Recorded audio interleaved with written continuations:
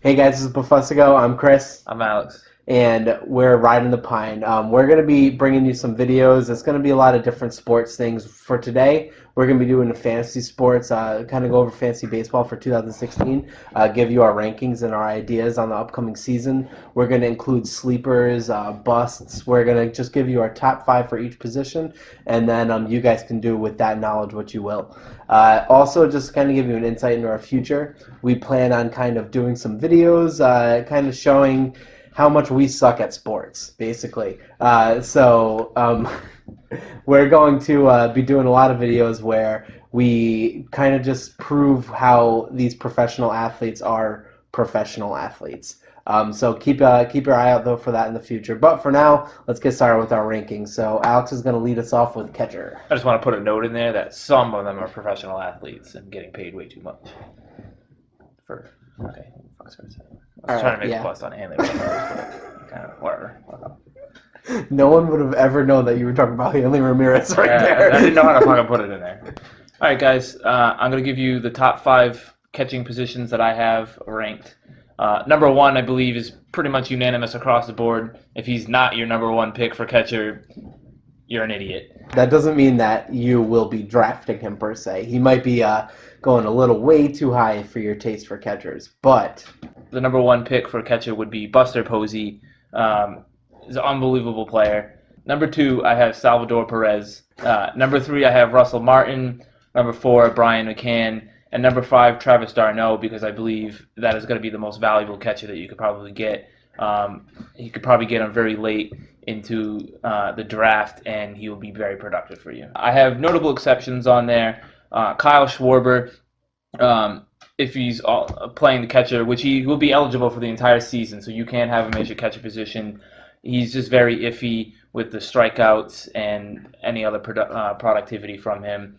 And then I also have Jonathan Lucroy on there because he was very, very productive a couple years ago, and he had a pretty step back regression last year. So who knows who he's going to be this year?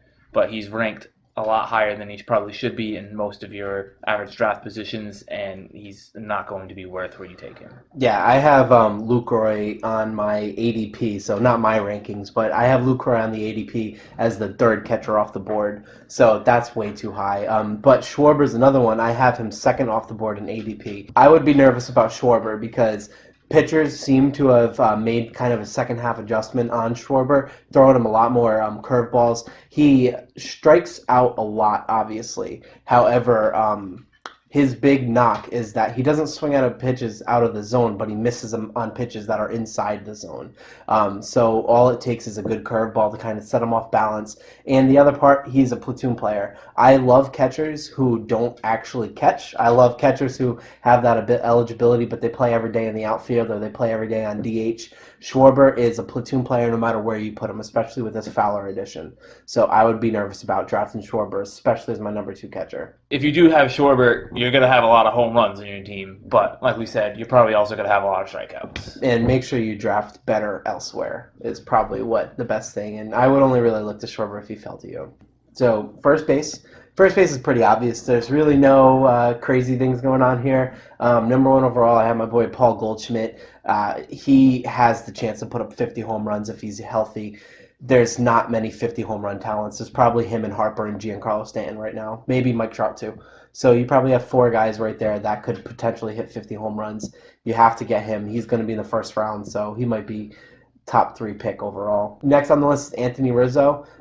Really good year from him last year. Then I have Jose Abreu. Guy hits about 30 home runs and 100 RBIs every single year. He's consistent as you get. Last year was a very boring 30 home runs, but he hit 30 home runs. You can't get better than that. After that, it's Miguel Cabrera and then Edwin Encarnacion. Very close is Joey Votto. Guy is very consistent, always gets on base. He is the powerhouse in that lineup in Cincinnati, so you can't go wrong with getting him. And I would look later, really late in the draft for Brandon Belt. He is also playing outfield, so he's going to get a lot of playing time no matter where you guys put him.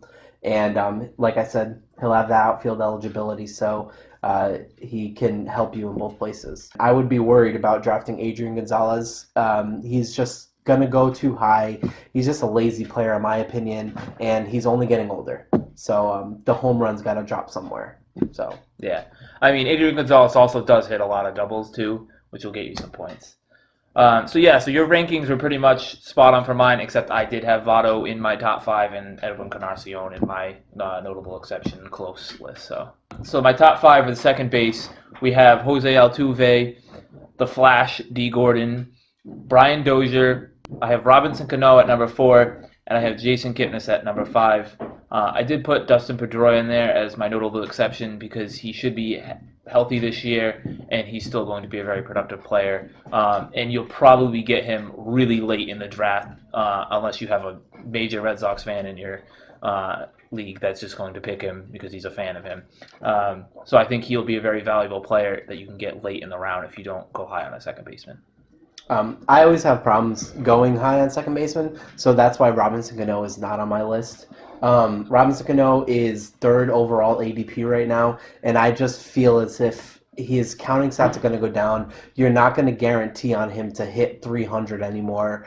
I just don't feel that he is a viable. I'm going to draft him with my 5th round pick right now. Who I would be looking for is Rougned Odor.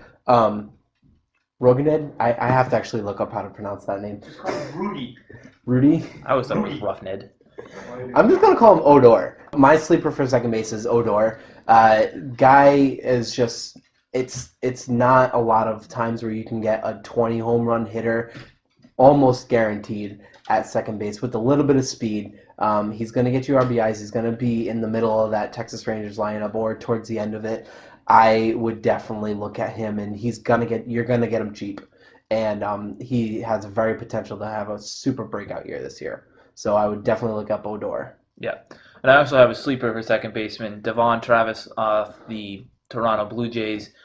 He did get injured towards halfway point of the season last year, but before that, he was extremely productive. He was probably somebody you don't even have to draft this year. You could probably pick him up in free agency if your second baseman is not working out. If you draft Robinson Cano very high and he sucks again. All right, so jumping right into shortstops. My overall shortstop, I have Carlos Correa. Dude's amazing. He's very young. You're just not going to get that mix of power, that mix of speed at such a premium position like shortstop. After him, I have Xander Bogaerts. I'm hoping that he finds that home run stroke a little bit more, but even if he doesn't, you're going to get a great average out of him. You're going to get some RBIs in the middle of that Boston lineup. I just don't think you can go wrong drafting him. Then after that, I have Francisco Lindor. This is kind of a biased pick. I had Lindor for my playoff run in my second half season, and he just lit it up. I can't imagine that he would put out the stats that he was extrapolating. He's definitely going to have a regression from his second half, but I would feel very comfortable slotting him up the middle for me. After that, you have Corey Seager. These are all, like, shortstop's a very young position, I noticed when I was going over my rankings, and he is as good of a prospect as you can get at that position. My last guy is another really young kid.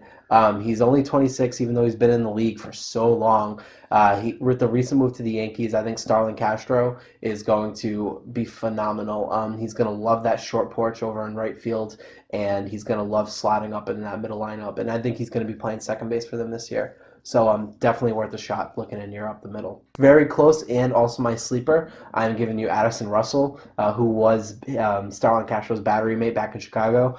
They're giving him full reign of that shortstop position, and I think he's going to be phenomenal there too. Definitely someone that you can get later on in the draft that will definitely help you out. My bust this year, though, would be Troy Tulowitzki. I just don't feel comfortable drafting him. He's not the same guy where you could draft him and know that he was going to get hurt, but know he would still be the best shortstop in the league. I don't feel comfortable doing that, and I still feel that people are going to say, oh, well, he's in a good lineup, good ballpark, going to draft him. But it's not like he was in a bad park in Coors Field. So I would definitely look to not draft Troy Tulowitzki for my team. So I am one of those people that are going to say that he's in a really great lineup and a great part because I did have him as my top 5 just because he's a veteran player and I didn't feel comfortable putting Starlin Castro in there. But I do have Brandon Crawford on my notable exception list, somebody that, again, you could probably get really late in your draft. Brandon Crawford I owned last year in one of my leagues. I just felt as if he was going to stink randomly. but he never did. So I don't know how he's going to do going into next season. He's definitely going to be someone I would definitely watch on the waiver wire or as a late round pickup. And then my favorite position here, because I have two of them on my team, third base. This one actually kind of hurt me to put him in there because he's not on my team. Nolan Arenado, he is such a great, talented player, and he's in Coors Field, so he's going to hit 30, 40 home runs every season now. And he's pretty good defense. He's got, I think, 2 gold gloves, but that's not going to help you in fantasy baseball. But just putting it out there. It'll keep him on the field. Yeah, it'll keep him on the field. He's not going to get replaced. Not that I think you would have to worry about that with Nolan Arenado. Yeah. Number 2, Josh Donaldson. I made a pretty big trade last year for him, so obviously I have to have favored him pretty high here. With the lineup on that Blue Jays, he's going to have another 40 home run, possible AL MVP contention year again. You cannot go wrong with him. If you do get him in your first or second round draft, and he comes to you, you definitely need to take him. Number 3, my favorite, Chris Bryant. Another one is very young. You do have to watch out for his strikeouts. I know he's going to be trying to work on that this year. This is going to be a big year for him to really prove that he is as talented as everybody expects him to be. Number 4, another young one, Manny Machado off the Orioles. And then I have Matt Carpenter, number 5, on the St. Louis Cardinals. I'm good with that list. Matt Carpenter, I feel more comfortable him being my second baseman. But if you're going high in other positions, he's definitely not going to hurt you over at third base. My sleeper for third base, I think you should definitely look for Maikel Franco. He's going in the middle of the draft right now. I would definitely keep your eye on Maikel Franco. If you're trying to go cheap at third base, he can be a great power addition in a great ballpark, and they're going to give him the reins of third base. They're going to let him play there. So I would definitely keep your eye on him. We're going to jump right into the outfield. This one is a little bit longer. We chose our 10 players just because of the amount of outfielders that you would have on a normal team. So my top 10 for outfield, obviously, I'm going to line it with Mike Trout. I don't think that's a crazy assumption there to say that Mike Trout's probably going to be the best player in fantasy baseball. Whom I think could potentially contest him for that is my next pick, which would be Bryce Harper. Guy is phenomenal. Got both of them. Just crazy to watch them grow and realize that they're the same age as me. But anyways, let's get on with that. Next, we have Giancarlo Stanton. Hoping that another freak injury doesn't happen to him because he's undeservingly gotten this injury-prone tag right now. He's been hurt in almost every single season. Pretty much. I believe he's played less than 146 games in each of the last 4 seasons. Yeah. But yet the guy just continues to mash the ball out of the park in Crayola Canyon, which is an awful park to hit home runs. Definitely a great guy to get on your team there. Next is Mookie Betts. I just love everything that he can do in the game. I love speed. I love power. That combination is amazing, especially coming out of that center field hole. Next you have George Springer. Kind of the same situation. He strikes out a lot, but I think that you can kind of deal with that a little bit, especially if you're drafting him as your number 1 overall outfielder in the second or third round. Then I have Jose Bautista. Guy is just consistent. Starling Marte. JD Martinez. JD Martinez will definitely hit the ball out of the park this year. Andrew McCutchen, Justin Upton, and rounding out my list as the close one is Charlie Blackmon. I just think that especially with the park factor, you're going to get a lot of home runs out of him. He's pretty fast, and his home and away splits were not bad last year. My sleeper, I'm kind of hoping now that he's going to get traded, but I would still keep an eye out on Jorge Soler. Probably now as a waiver ad, probably not as a drafting kid.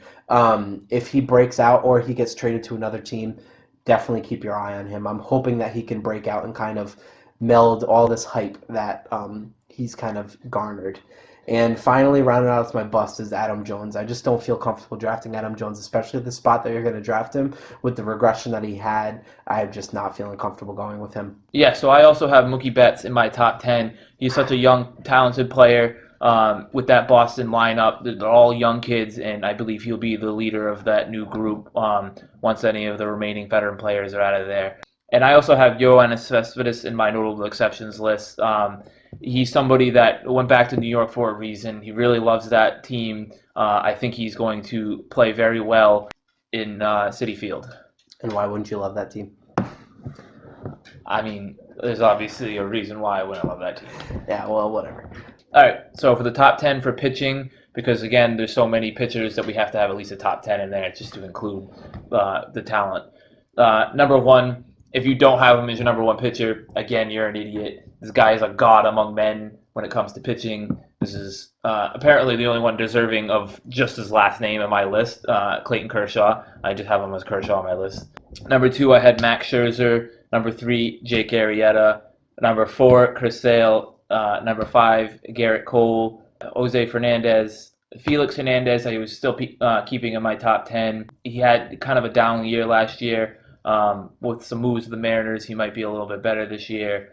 He is getting a little older, so watch for signs of regression. If he falls to you at a decent position, definitely worth taking. Then I have Dallas Keuchel. After the year he had, there is the potential that he will not be able to repeat, but he was holding pretty strong last year, and I believe he has an unbelievable home record. I don't think he's lost at home. Off the top of my head, I loved having him last year. So. Yeah, I think Jose Fernandez as well also has not lost in any career games at home. And then I have David Price and then Madison Bumgarner. My notable exceptions are on there. It was Zach Greinke. Yes, he had like a 1.7 or something ERA last year. It is a potential that he could repeat something similar to that, but it's unlikely. And then I have Sonny Gray. He deserves to be in the top 10. He's an incredibly talented pitcher. He's just stuck on a team that's really not going anywhere right now. So he gets hurt by that. The only things I have to say about that, I'm very on the fence about Felix Hernandez for the exact reasons that you said. I just think we're starting to get to the time where Felix Hernandez, the other shoe is going to drop, and he's going to start putting up some bad numbers. I like Dallas Keuchel. I think he's going to give you a lot. His strikeout percentage is amazing. He's a control artist. What can you say? He knows how to paint the corners. He knows how to work the counts. He knows how to pitch. So I would be comfortable drafting him. I would just be very apprehensive and have an escape plan if you draft him. The only other pitcher that I would really stay away from in this top is Zach Greinke. I feel as if the last time he pitched in the Hitter's Park, which was when he was with the Brewers, he had a higher than 3.5 ERA, and I just feel like you're going to see that Zach Greinke again pitching with the Diamondbacks in Chase Field. It's in the top 5 for Hitters Parks, and whereas Dodger Stadium is annually in the bottom 5 for Hitters Parks. I would be very nervous. He's definitely not going to be able to keep up the value that you're going to be spending on him, or the value that the Diamondbacks spent on him. So for relief pitching, these are the guys that are going to get you high strikeouts and high saves. So I'm going with Aroldis Chapman, Craig Kimbrell, Wade Davis, Kenley Jansen, and Urus Familia. I just don't think you can go wrong with drafting any of those guys as your number one closer on your team, or spending the money to get either of those guys. All of them are in there to be in the race for the top saves. I just, again, don't think you can go wrong. I also have my notable exceptions, Andrew Miller. This would be for leagues that don't rely just on closers, be it holds, innings pitched, strikeouts, anything. With Aroldis Chapman being on the Yankees and already announced a closer pending any legal troubles with the domestic violence issue way back when, he will be the closer. If anything happens, Andrew Miller could be your closer for the Yankees. So either way, he is somebody that you should watch. Probably not drafting, again, unless your league specifically has relieving pitchers that aren't just relying on closers. Well, I know for those leagues out there that do roots history, we do. We'll kind of get into it a little bit after this, but our league is a head-to-head league, and it's not weighted. There's only 2 relief pitchers that you can draft, so you don't really waste those on non-closers. But there are definitely other leagues where Andrew Miller will be flying off the board. Andrew Miller is going to be drafted in those leagues, and it's very well deserved. The other thing, too, to mention is that if the Yankees do kind of suck going into next year, Andrew Miller will not be a Yankee for much longer. He might not even be a Yankee for much longer, even if they do well. So I would definitely keep your eye on the Andrew Miller situation. So those are our rankings.